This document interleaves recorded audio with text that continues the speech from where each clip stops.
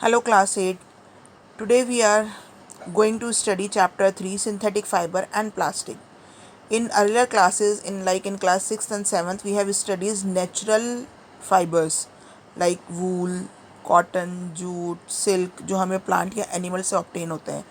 And in class 8 here we discuss about man-made synthetic fibers and plastic obviously, right? So we start with the chapter. All the synthetic fibers are man-made fibers that are prepared by number of processes using raw material of petroleum origin जिन्हें हम petrochemicals बोलते हैं. ठीक है. These all are prepared by man made होते हैं. Synthetic fiber consist of small unit of monomers.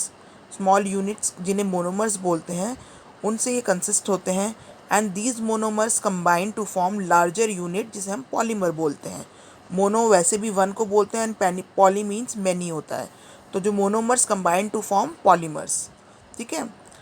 Now, while natural fibers are obtained from plant and animal, as we have studied earlier, synthetic fibers are obtained from chemical processing of petrochemicals. ठीक है. Synthetic fibers find uses ranging from many household articles like rope, buckets, furniture, containers. इन सभी के लिए हमें synthetic fibre होते हैं. Plastic कितनी चीज़ें बनती हैं, हमारे पैराशूट्स के मटेरियल होते हैं. तो ये सभी चीज़ें जो होती हैं सिंथेटिक फाइबर से बनाई जाती हैं. Depending upon the type of chemical use for manufacturing synthetic fibre they are named as rayon, nylon, polyester, acrylic. अलग अलग इनको नाम दिए जाते हैं जैसा इनका केमिकल कंपोजिशन होता है उसके according.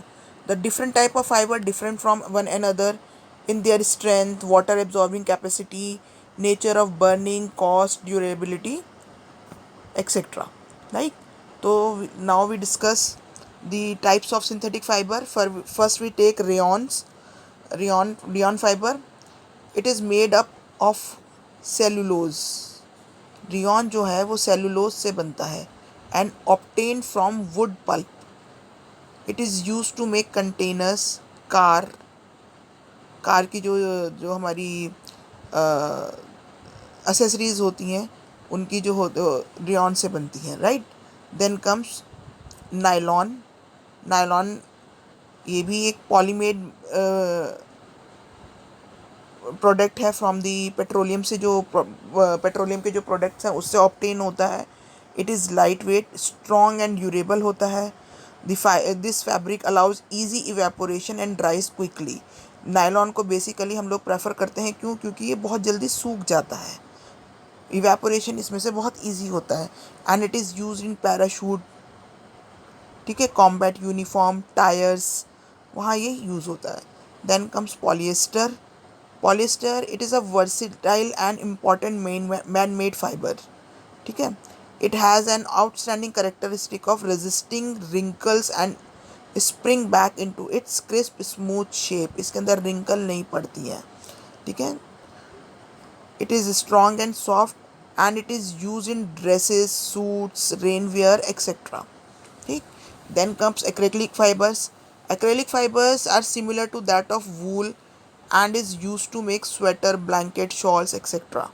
It is light weight, soft होता है, वार्म होता है, cheaper than the natural wool, इसलिए हम इसे प्रेफर करते हैं.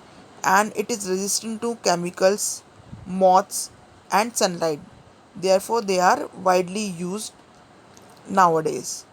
ठीक है. तो ये 4 फाइबर्स हैं जो बेसिकली जो मेजॉरिटी में हम लोग यूज़ करते हैं. Rayon, nylon, polyester and acrylic. Now comes to plastics.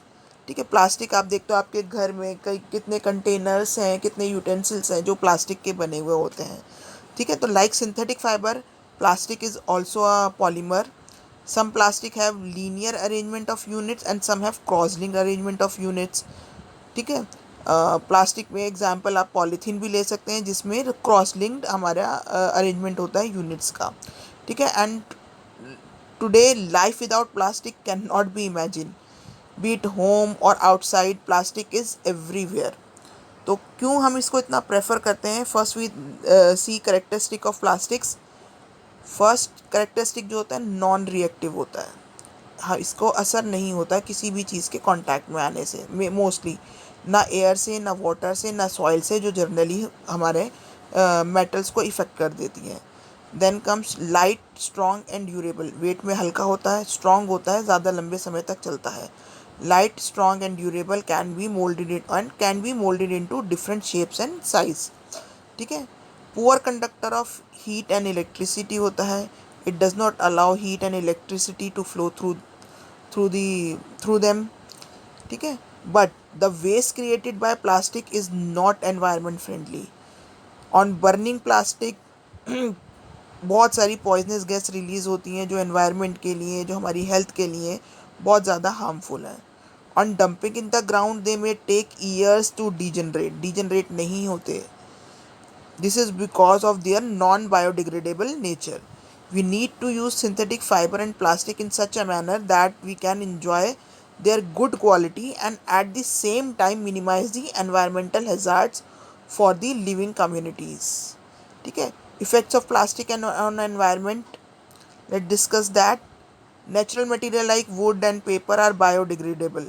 Bio मतलब living, degradable मतलब broken down, तो वो डिकम्पोज हो जाते हैं। ठीक है। But in contrast most plastic do not decay, therefore they are non biodegradable. The light weight nature of plastic can also be a problem. Burning of plastic can release poisonous fumes into the atmosphere. This way plastic pollutes the environment. तो we should use plastic in very sophisticated way, जिसकी वजह से environment का हमारा harmful minimum हो, right. So with this we end with our chapter. Thank you very much.